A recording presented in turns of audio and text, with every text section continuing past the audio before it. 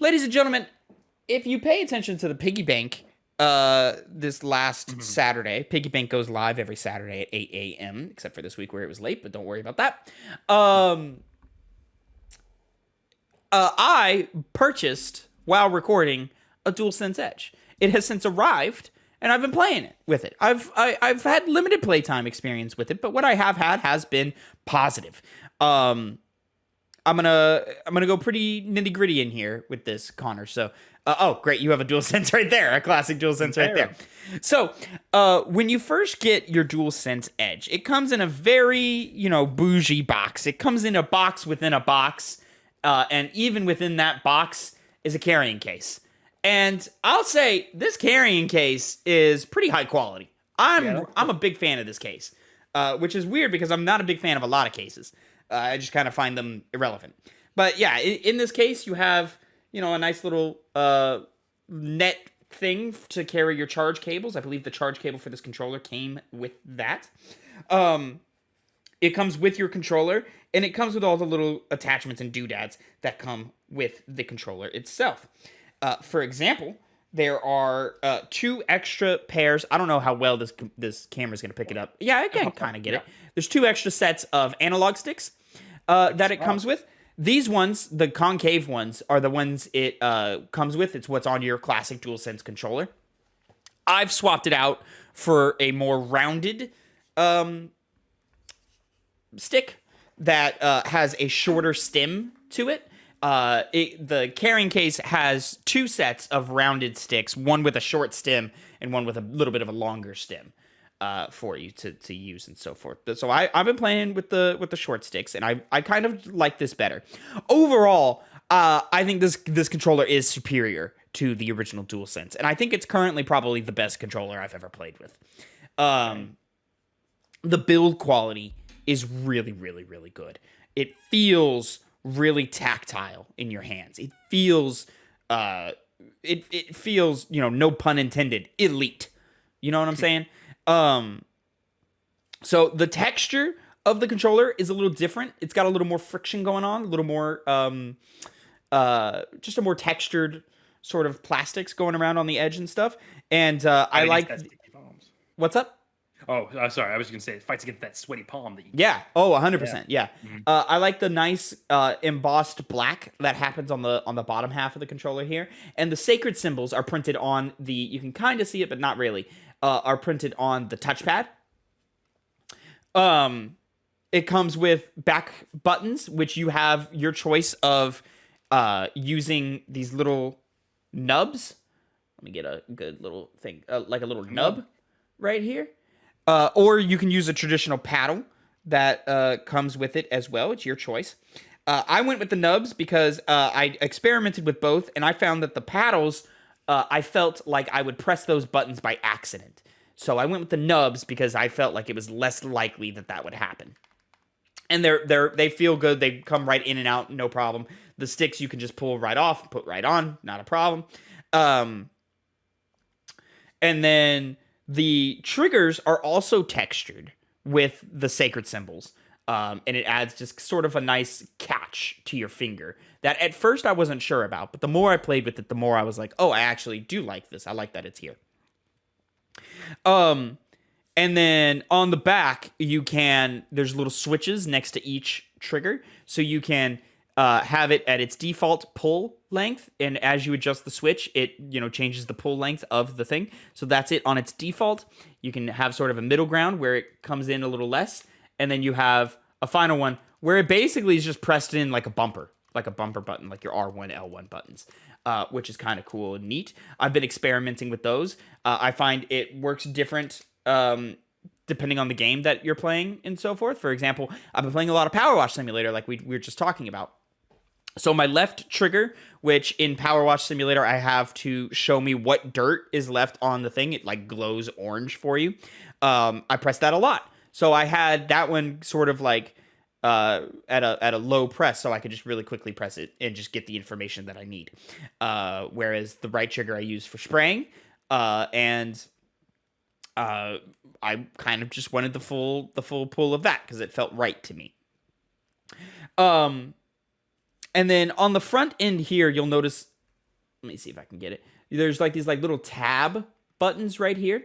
These are sort of like hotkey buttons. They don't really have any function outside of changing the functions of the controller itself, where you hold this one down and a little pop-up, you hold one of them down and a pop-up window comes up and says, hey, what would you like to do? Do you want to change your controller profile settings? Do you want to change volume settings? And there's just different hotkeys based off of that. So you can create custom profiles for your controller. As far as I can tell, you can make as many as you want, and then you set them to hotkeys. So you'll hold down, like, they're called the function buttons, these little tabs. So you'll hold down the left one, and then a window will pop up and say, hey, press triangle, square, X, or circle for whatever controller profile that you have put on those 4 buttons. So I have a first-person shooter profile, and I have a power wash simulator profile right now. And then there's the default, like, revert everything back to normal. And this is just sort of how you can remap your controls any way you want. You can change, your circle button can be your X button, your D-pad can be put on the back things, which is what I've been doing so that I can keep my thumbs on the sticks as much as possible. Triggers and so forth can be switched around. You can kind of just move whatever button you want to whatever purpose you need in the thing.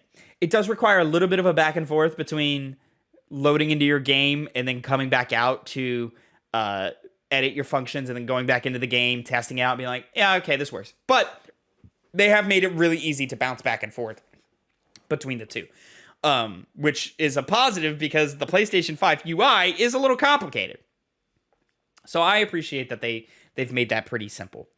I think my only critique about this controller is that the face buttons themselves are flat as opposed to the DualSense's sort of rounded, bubbly button. Hold on, I've got another DualSense right here. You know what? The difference really isn't even that big of a difference. But this sounds like it's worth $200, or at least it. Oh, absolutely. I'm of the belief, it's expensive. I'm not gonna lie, it's expensive. But I'm of the belief if you use something regularly, it's worth the asking price to go a little bougie with it. I've always believed that it's totally worth getting a bigger TV. It's totally worth getting a bigger bed.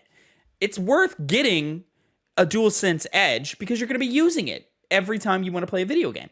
And it's just kind of nice to have that freedom, especially when you play a game that has controller settings that you kind of like, you kind of wish were a little different, you kind of wish, you didn't have to press this button or that button to do this function. And maybe the game doesn't supplement you with those, accessibility options of changing those things around. Obviously, if you're playing a turn-based RPG like Octopath Traveler 2, you really only need the stick and the X button for that. So, not a whole lot of use for this. But games like Power Wash Simulator, which I have been playing, games like Apex Legends, which I've been playing, super useful for this. I remember earlier this year when I was doing my replay of Final Fantasy VII Remake, I was really wanting a different control scheme. But I couldn't figure out in the settings a control scheme that I would have liked. And this kind of solves that problem for me. So that's definitely appreciated in that sense.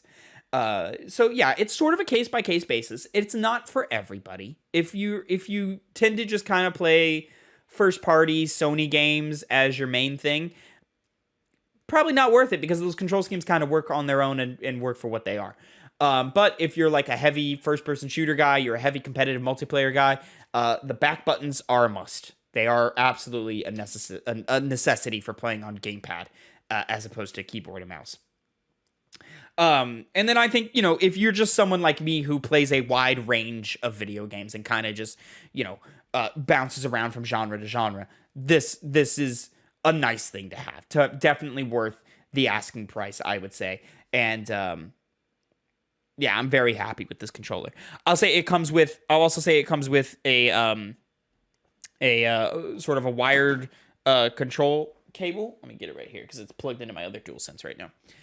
It's plugged into it's a little bit of a thicker cable, not, still fairly bendy and so forth, and then a nice thick end on it.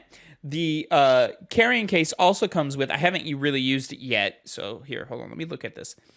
This is a sort of a, like a, how can I explain this? This is a just a little like end piece for your controller wire that you can kind of fit your wire into, lock it in, and then it has a lock and unlock feature that you can use. So when you plug it into the Dualsense Edge, as far as I know, this only works in the Dualsense Edge.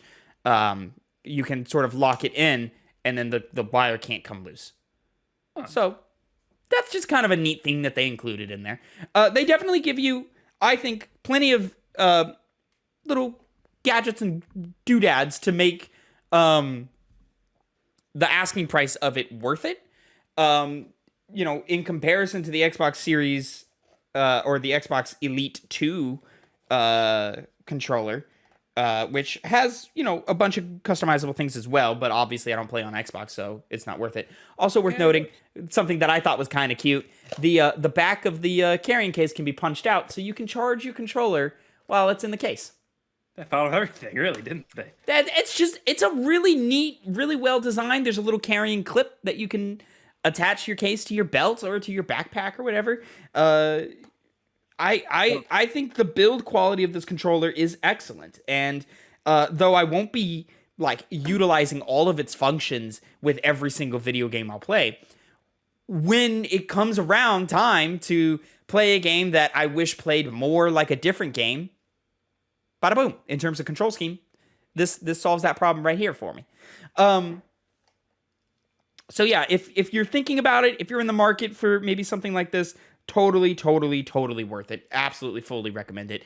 If you're looking for just a little more of a prestige gameplay experience with your PlayStation 5, this is badass right here.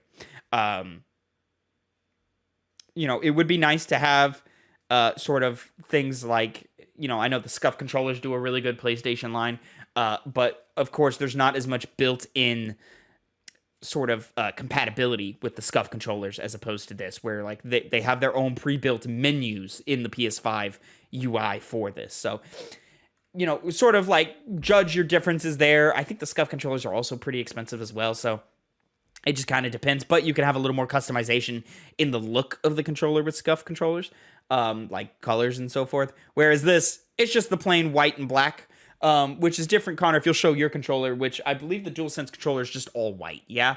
Okay, a little bit of black on the bottom, but this one they made the touchpad black and they made the buttons black. Which I don't even like white tech all that much, so that looks nice. Yeah, I'm not huge on white. You were so gracious enough to gift me the I think they call it the Cosmic Red plates for my PS5. I bought this Cosmic Red controller that I'm showing, but you bought me the plates, and I've been using those ever since because I like that look a lot more. I'm personally, I don't care for white, but I'm sick of black. I hate that every entertainment system is black. So it was kind of like a benefit for me when the PS5 was announced and shown off. I was like, oh, it's white. Oh, and it looks cool. So, we had a conversation in our group chat about that. So yeah, I think it looks sleek. I think it looks cool. I think it feels great in the hands. I'm not a huge fan of how the buttons feel to press, but just some more adjustment time, and I'm certain that I'll get used to it and it won't be that big of a deal. Buttons just as big as the regular DualSense. They just feel flatter. So it feels a little more game controller, where, the duals, like PS5 in general, is just trying to be a little more bougie of an experience. I feel like the face buttons are the only step back. Everything else about this controller is a step forward. From the texture, from the feel in your palm, from even the click of the touchpad feels better. The pull of the triggers feels better, especially now that I get to adjust the pull length in certain things. So like when I go to play Apex, you best believe long pull on the aim, short pull on the shooting trigger, and it's in good reach that you can switch and do that whenever you want, and there's good clicks to let you know where you are, to where you don't even need to look at the controller to know what you need to do. Big fan of this controller, fully recommended if you're looking for something like that. If not, I don't blame you. It's expensive. I would be down to get it. It's just a matter of that. Yeah. Maybe So when I'm comfortable enough to get that, because it does look nice. I mean, all those nice. features are very nice. it's nice. So yeah, a full recommendation. I'm of the belief that like, yeah, it's worth the asking price if you use it every day. I play my PlayStation, not every day, but most days. And, I'm going to be using that controller every day. What I'll be playing varies every day, just to how I feel in the current mood. So, yeah, a full-fledged recommendation for me.